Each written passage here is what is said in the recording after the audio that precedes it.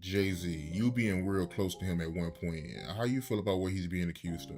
You got people like me that don't believe it. You got other people that believe anything. You got some people that want it to be true. That's Marv King? Niggas feeling marvelous. I see you, King. I see you, King. Yeah, you hear about them parties? Nah, that wasn't for me. No, sir. What you hear about him? Same thing everybody else heard about him. I felt that Jay-Z, Beanie Sigel was the shit. Yeah, he was fired. And they would only let Beanie Sigel only sell so many records. This came from an executive at Rockefeller. Rockefeller, because I knew everybody. And they would only let Benny sell so many records. And that was it. And they wouldn't push it no more. But Benny, you couldn't be bigger than Jay-Z on Jay-Z's label, if that makes any sense. They wasn't gonna push you to, that you couldn't be bigger than Jay-Z. You couldn't sell more records than Jay-Z.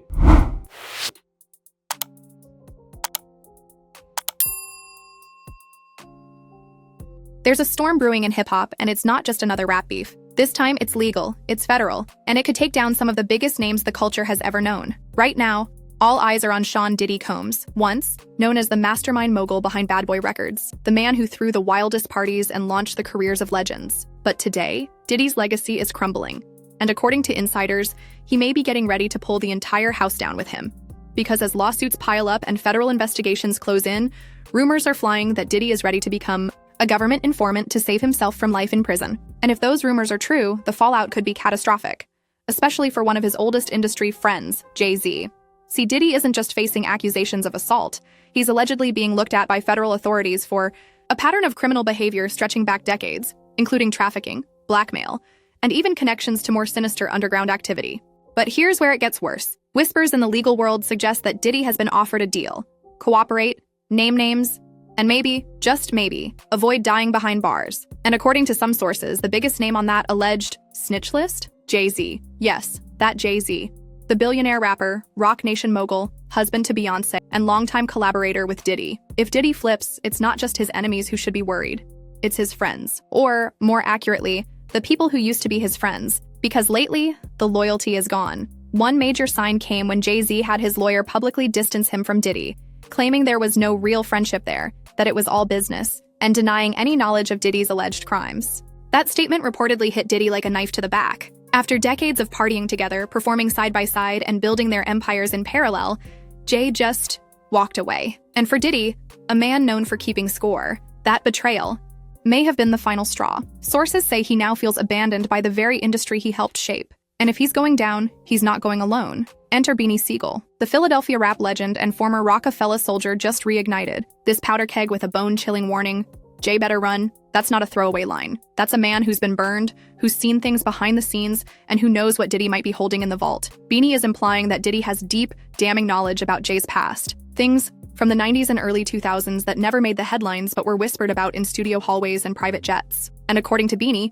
if Diddy talks, the feds won't just be knocking on Jay's door, they'll be kicking it in. Now let's talk about one of the most disturbing pieces of this puzzle, a resurfaced accusation tied to a party in 2000, just after the MTV Video Music Awards. A woman, identified only as Jane Doe, has claimed that both Diddy and Jay-Z assaulted her at a house party attended by several celebrities, including Jennifer Lopez. While this claim remains unproven and sits squarely in the rumor mill, it's gaining traction online amid Diddy's escalating legal drama. If this accusation, or others like it, gets reopened or investigated under federal pressure, the fallout could drag Jay-Z into the darkest headlines of his career. And this could explain Jay's urgent attempt to cut ties. In an unusual move, for a man who rarely addresses public controversy directly, Jay-Z had powerhouse attorney Alex Spiro release a statement denying a close relationship with Diddy. This wasn't some casual distancing, this was a surgical disavowal. And for Diddy, who had always portrayed Jay as a brother, that cut deep. According to those close to the situation, Diddy felt humiliated by Jay's rejection, and now feels justified in outing every secret he knows,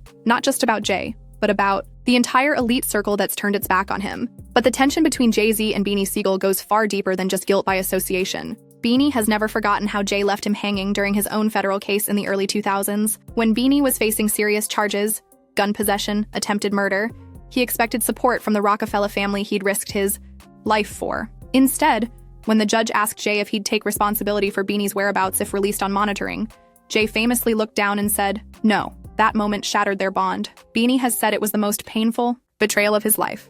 And with Diddy now under pressure, Beanie sees history repeating itself. But this time, the consequences are much bigger. Meanwhile, Dame Dash, the other co-founder of Rockefeller, did show up for Beanie.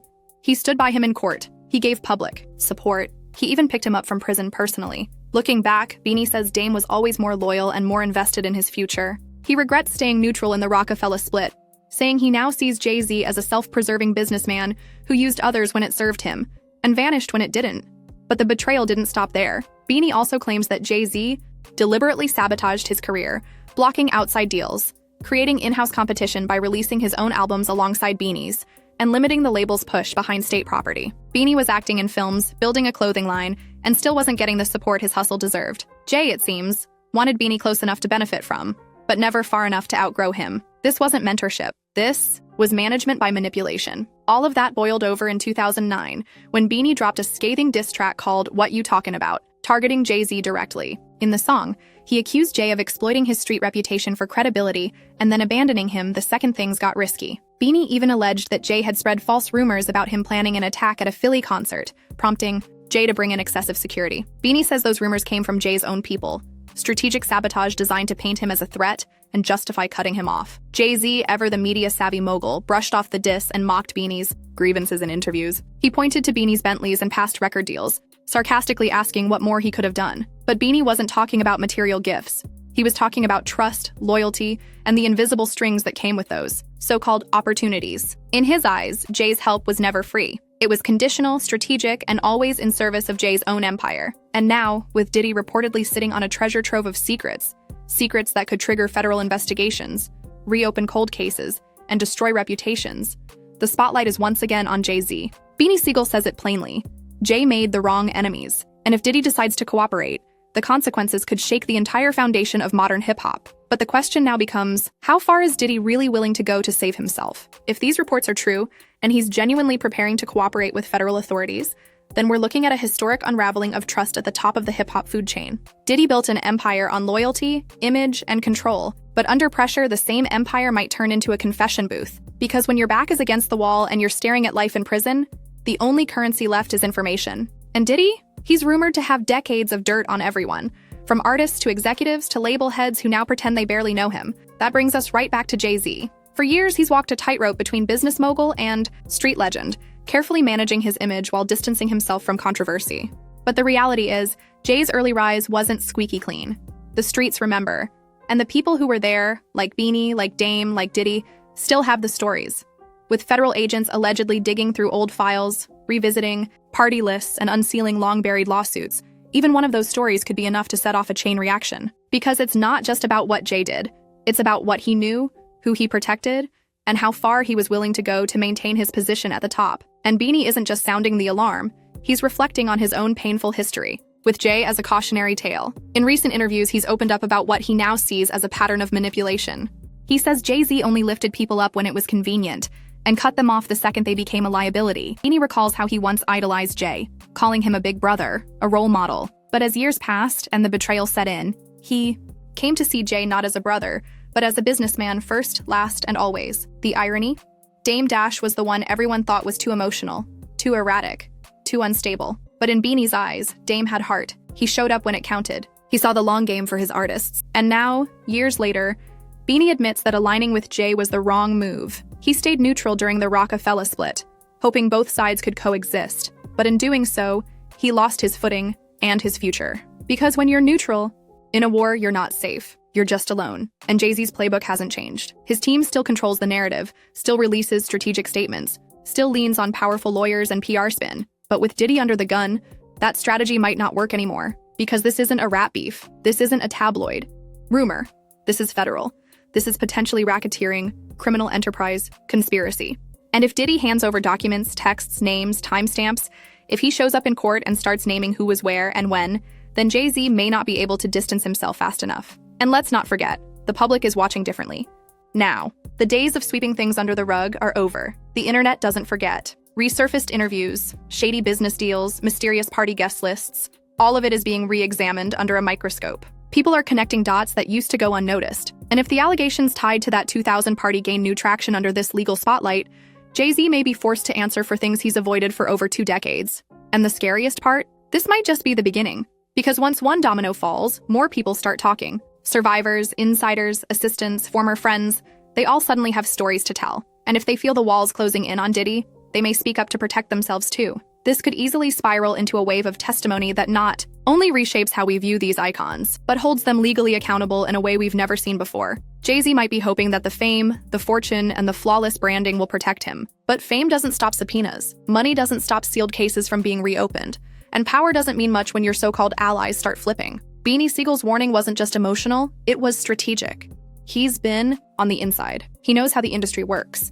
And if he's telling Jay to run, it means he sees something bigger coming. Something that could shake the very foundation of modern hip-hop, and maybe even end Jay-Z's era of untouchability. In the end, this isn't just a story about legal drama. It's a story about loyalty, betrayal, silence, and survival. It's about the hidden cost of fame and the quiet damage done behind closed doors. It's about how the same industry that builds kings can turn on them overnight. Diddy is in survival mode, Beanie is in truth mode, and Jay-Z, he's in defense mode. Because once the whispers turn into testimonies and the rumors turn into indictments, the question won't be whether you were guilty. It'll be whether you can still outrun the past. So what happens now? Will Diddy really snitch to save himself? Will Jay-Z be exposed for things long buried under the weight of his success? Will Beanie Siegel's warning go ignored until it's too late? Or are we witnessing the beginning of hip-hop's biggest legal reckoning? Only time will tell. But one thing is for certain, this is no longer just about music. This is about legacy, reputation, and consequences. If you've got thoughts on this unfolding drama, drop them in the comments. Let's talk about it. No filter. And if you want to stay locked in for the next explosive update, don't forget to like the video, subscribe to the channel, and smash that notification bell so you never miss a story this deep. We're just getting started.